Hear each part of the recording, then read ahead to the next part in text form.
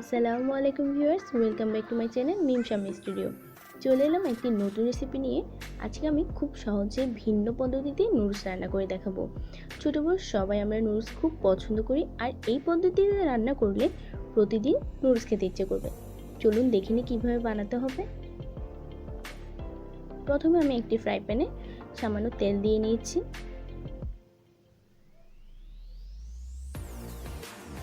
আর চুলার আঁচটা অবশ্যই অল্প আঁচে রাখবেন। এখন আমি একটি পেঁয়াজ কুচি করে নিয়েছি, দিয়ে দিচ্ছি পেঁয়াজ কুচি এবং ভালোভাবে নেড়ে দেব যাতে একটু পেঁয়াজগুলো নরম হয়ে আসে।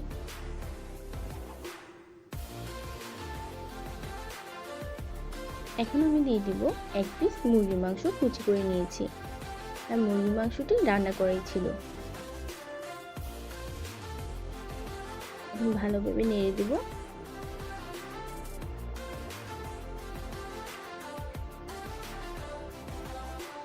দিয়ে দেব হাফ চা চামচ গরম মশলা,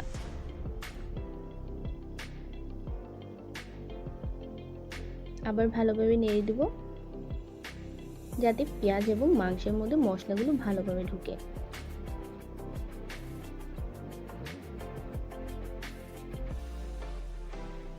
এখন দিয়ে দেবো হাফ চা চামচ গুঁড়ো মরিচ।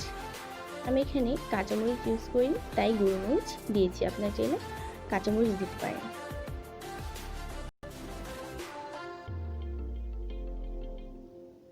আবার ভালোভাবে মিক্স করে নেব।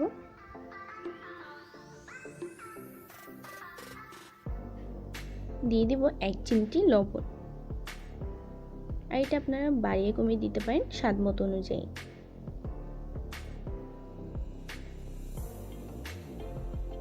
দিয়ে দেব এক চা চামচ সয়া সস।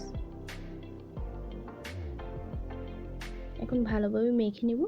আর এই মশলাটির কারণেই নুডলসগুলো খেতে অনেক বেশি মজার হয়।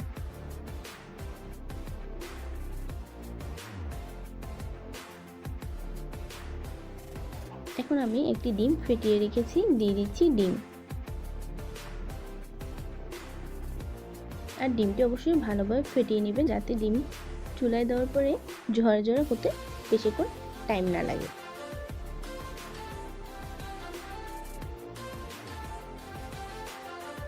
এখন আমি ডিমটিকে ভালোভাবে ঝরঝরে করে নিচ্ছি।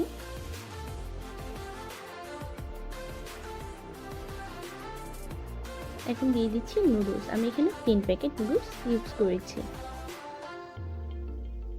এখন ভালোভাবে মশলাগুলোর সাথে নুডলসগুলো ভালোভাবে মেখে দেব যাতে নুডলসের মধ্যে সব মশলাগুলো লেগে যায়।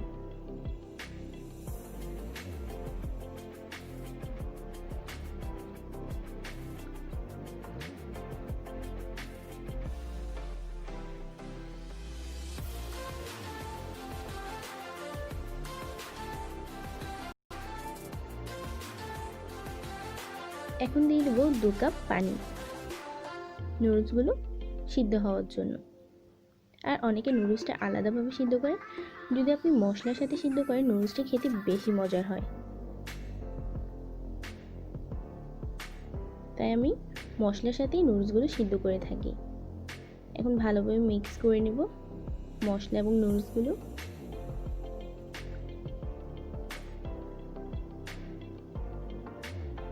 এখন ঢেকে দেব, ঢেকে ওয়েট করব 15 মিনিট, যতক্ষণ না পর্যন্ত পানিগুলো টেনে আসে।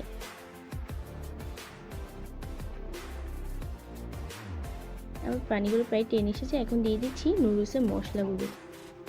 আমি এখানে ম্যাগি মশলাও ইউজ করেছি, সাথে দিয়ে দিচ্ছি 3 চা চামচ সস। আর সসটা আমাদের বাসায় বানাবো। এখন ভালোভাবে মিক্স করে নেব।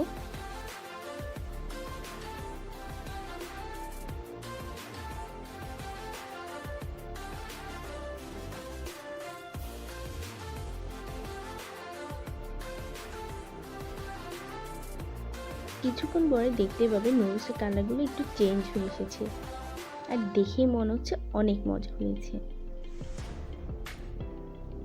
আবার ঢেকে দিয়ে 3 মিনিটের মতো ওয়েট করব।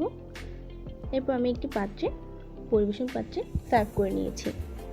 আর এই পদ্ধতিতে অবশ্যই বাসায় একবার নুডলস রান্না করে দেখবেন। আশা করি আমার ভিডিওটি ভালো লেগেছে। যদি ভালো লেগে থাকে অবশ্যই আমার চ্যানেলটি সাবস্ক্রাইব করবেন, লাইক করবেন, কমেন্ট করবেন, শেয়ার করবেন। আল্লাহ হাফেজ।